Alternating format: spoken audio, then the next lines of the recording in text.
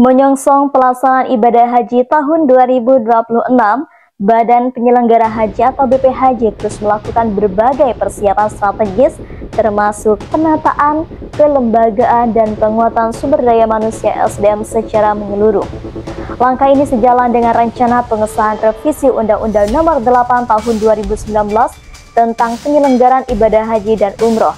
Wakil Kepala BPHJ Dhanil Anzar Simanjuntak menyampaikan bahwa pihaknya kini tengah fokus menata struktur kelembagaan dari tingkat pusat hingga daerah. Penataan ini mencakup pergeseran SDM perhajian dari Kementerian Agama ke dalam struktur BPHJ, serta rekrutmen terbuka untuk mengisi kebutuhan fungsional dan struktural.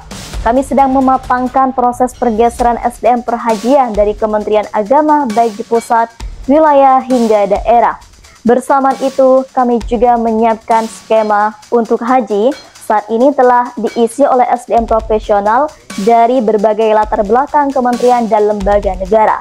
Struktur kami juga sudah melibatkan SDM dari Kementerian Keuangan, Kementerian Hukum, dan juga HAM, bahkan Kejaksaan, TNI, Polri, dan ke depan juga dari Kementerian Kesehatan. Ini membuktikan bahwa BPHJ adalah rumah bersama yang dibangun atas dasar semangat integritas, profesionalitas, dan dedikasi untuk kebangsaan imbuhnya.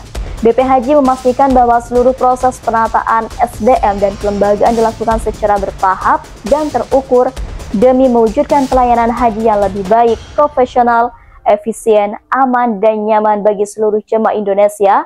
Dan yang memang jadi atensi Pak Prabowo itu adalah praktek kartel, praktek korupsi, dan manipulasi di ibadah haji. Itu yang harus kemudian disampaikan oleh Presiden, harus segera diminimalisir oleh Badan Haji. Itulah sebabnya kami kemudian merekrut banyak pengawasan dari teman-teman KPK. Ada 7 penyidik KPK yang sekarang di Badan Haji, yang kemudian mereka, saya dan Gus Irfan minta untuk fokus pada upaya mendorong haji yang transparan, haji yang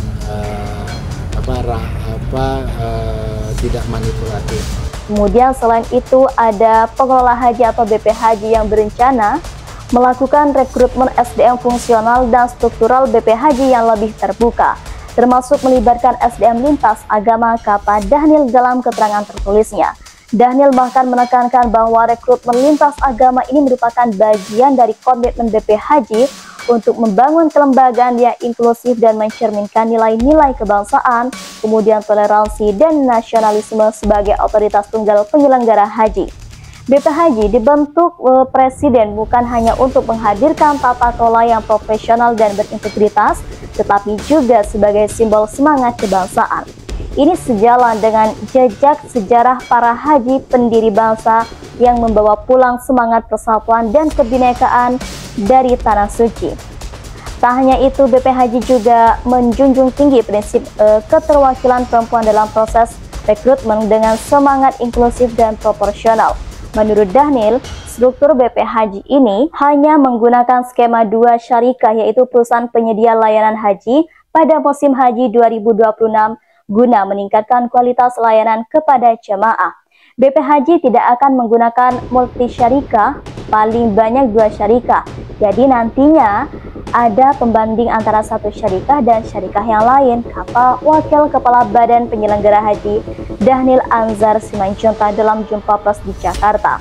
Rencana ini akan digodok setelah pihaknya menemukan sejumlah permasalahan serius dalam pelaksanaan haji pada tahun 2025, terutama pada aspek transportasi. Menurut dia, dari hasil evaluasi di lapangan banyak ditemukan wan prestasi syarikah. Ketidakprofesionalan syarikah itu terlihat sejak pemberangkatan dari hotel ke Arafah, dari Arafah ke Musdalifah, hingga Musdalifah ke Mina. Ada jemaah Indonesia yang terpaksa berjalan kaki dari Musdalifah ke Mina karena tidak ada bus, atau harus menunggu lama dari hotel ke Arafah, kata Dhanil. Jadi kami saat ini melakukan dukungan. Jadi Perpres dari Presiden itu kami melakukan tugas-tugas dukungan, artinya mendukung tugas-tugas Kementerian Agama. Kemudian Kementerian Agama selalu minta pertimbangan dengan kami karena ini kan masa peralihan, masa transisi. Kemudian ke Dua, pengawasan itu untuk bahan evaluasi. Pada penyelenggaraan tahun ini, pemerintah Indonesia ini menggunakan skema multi syarikah. Ada 8 syarikah yang bekerja sama dengan Kementerian Agama untuk memberikan layanan kepada jemaah haji Indonesia. Namun, skema tersebut disinyalir menjadi awal mula rentetan kekacauan. Dhanil memandang terjadi persaingan tidak sehat antara syarikah yang berdampak pada penurunan kualitas layanan. Selain itu, dia juga mencatat banyak sekali gangguan pada distribusi catering, kemudian sejumlah penyedia catering tidak menepati komitmen kualitas. Bahkan dalam 2 hari terakhir, masih ditemukan catering yang tidak mengirim makanan dan hanya menggantinya dengan uang.